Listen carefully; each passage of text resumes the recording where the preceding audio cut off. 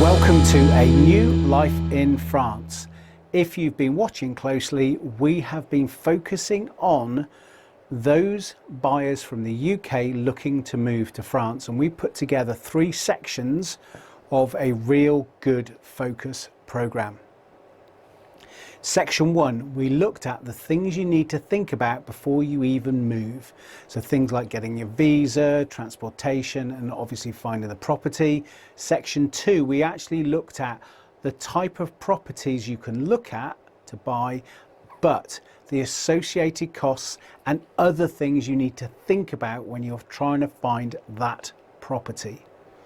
This 3rd section, we're going to be looking at 4 properties, and we're going to let you to really enjoy these properties. It's going to be very little rabbiting on from me, apart from a description of the 4 properties we're going to look at.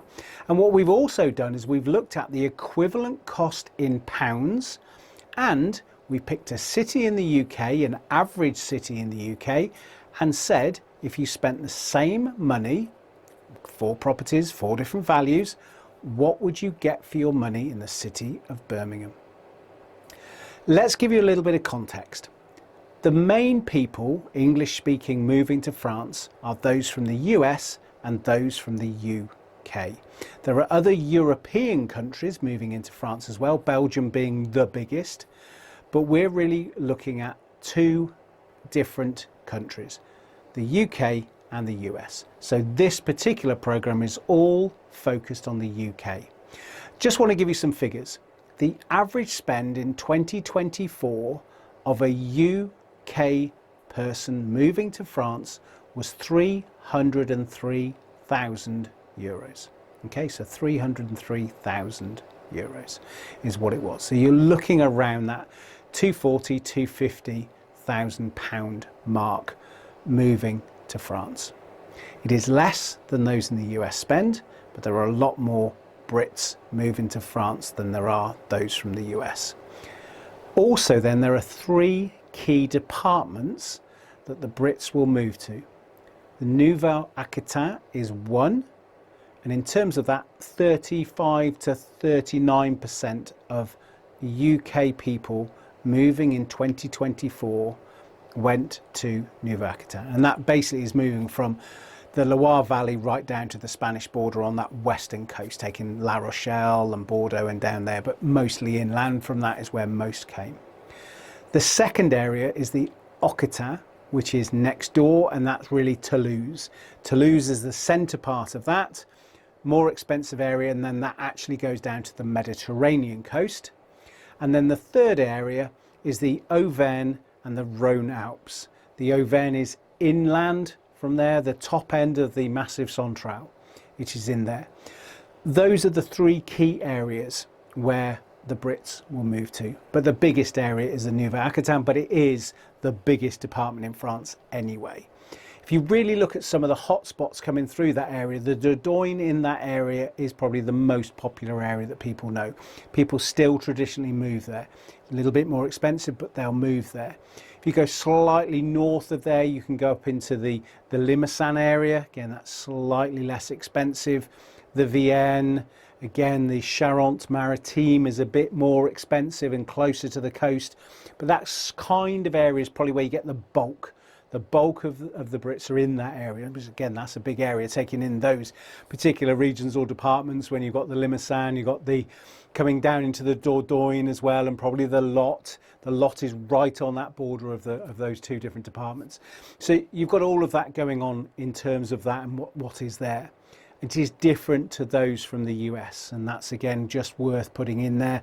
And as I said in section 2, when we looked at the type of properties that those in the UK will buy, they will buy renovation properties, cheap properties, value for money, renovate it, live in it, love it, live the dream, and then move up from that. So you will get people who will move into a townhouse and will go, this is great. You'll also get people who love really lovely historic kind of rural property, again, not too expensive. Then you'll go to the very top end of that as well, and you could even look at chateaus.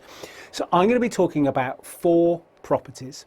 The 4 properties I'm going to talk about, the cheapest in terms of pounds is £35,000. I'm going to talk about that one in a minute.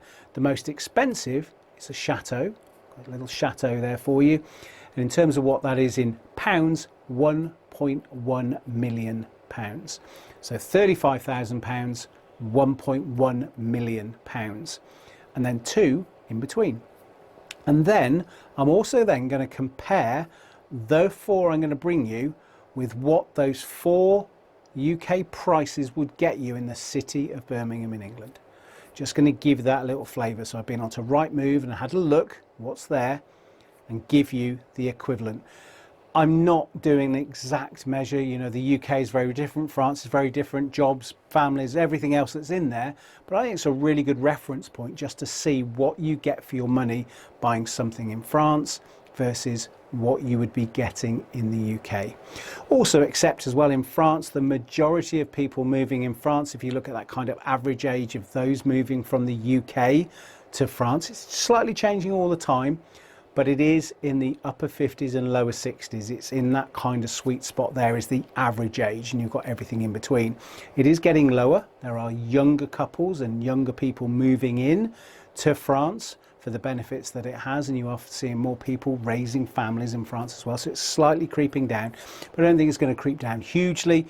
You're always looking at people who are looking to retire, and particularly those probably maybe cashing in a pension at 55 and moving, and those getting to pension age as well. And that's what we're looking at.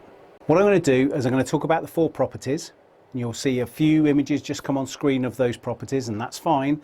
And then after I've done my speaking, I'm just going to let you enjoy those properties one by one to see what you get. This is to give you a flavour of what you get. My preamble is just telling you the prices and also just giving you that equivalent if you bought something in the city of Birmingham in England.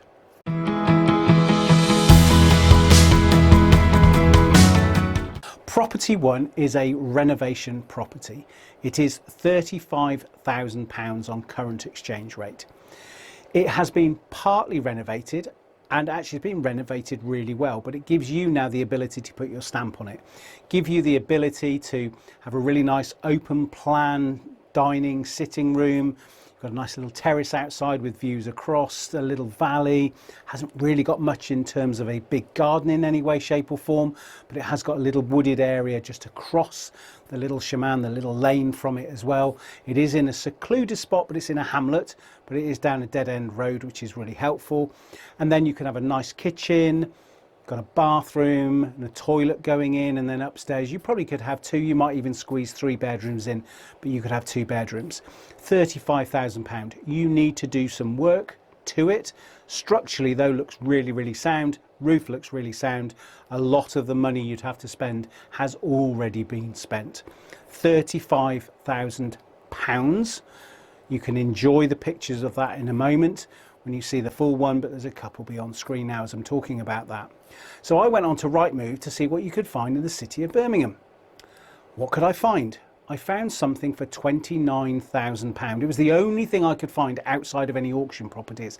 But auction properties, as a guideline, they're always going to go for more.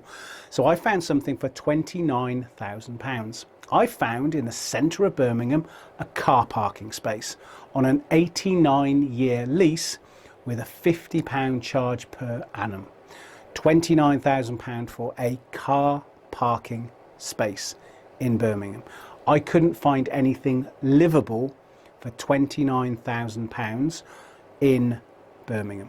So just have that in mind, that you can have a car parking space on a leasehold for 89 years in the city of Birmingham, where you can have a lovely, quaint little cottage property in France. It does need a little bit of work. Maybe 15 to 20,000 will get you somewhere there. I think I know which one I would choose.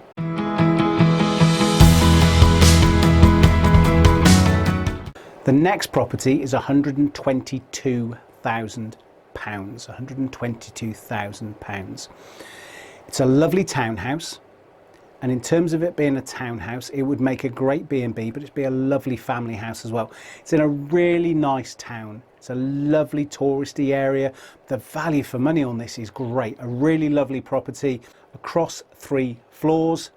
You can see some of the images already on there. It's a really nice property.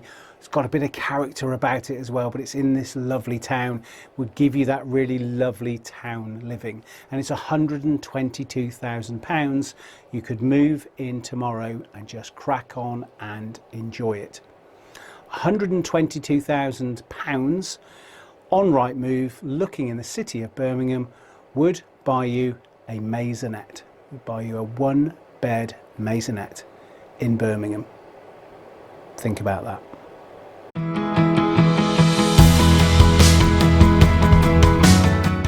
Property number 3 is £225,000. It is the most beautiful property. It's actually a property we featured a few weeks ago, so we do know this property. It's not going to be there for long. It's got a lot of history about it. It's got a lovely garden. It's beautiful inside, been really well done. It's close to amenities. I think it's, for the price, it is stunning in terms of what it is. And it's £225,000. Again, you can see some of those pictures coming up on screen as well. It's also got a little bit of a potential to do something with an outbuilding as well, but it's got lovely lawns, it's got history, it's just got a lovely charm about it as well, and for £225,000. When I was looking on Rightmove, what I could find a 3-bedroom semi-detached house. Pretty good. But it requires modernisation. You'd have to spend some money on that. So actually, when you look at the 225, you're probably going to have to spend 75, maybe 100,000 to get it up to a really good standard. So again, when you look at the value for money, and I know it's not really equal, but it's trying to give you an understanding of what you could get for your money in the UK versus what you can get in France. Just the particular property I bought out for you in France is a lovely property. It really would be one of those lovely places to live, a lovely family home again that you could really, really enjoy.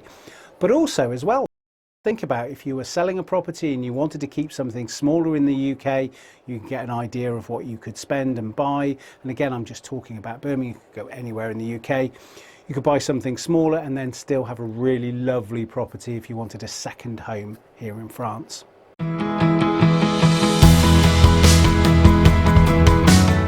And for our final property, we have you a lovely chateau. We are looking at a property that is £1.1 million.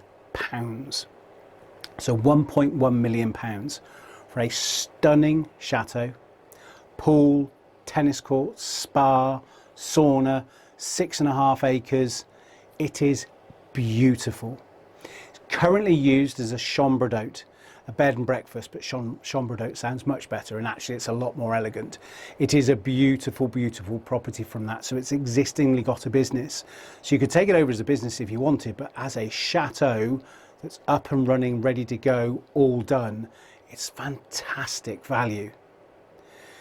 Now what you can look at is for 1.1 million in Birmingham, in the city of Birmingham, actually in Harborne in Birmingham, you can find a 4-bed detached house on a private estate with a driveway and about 1/3 of an acre of mature gardens.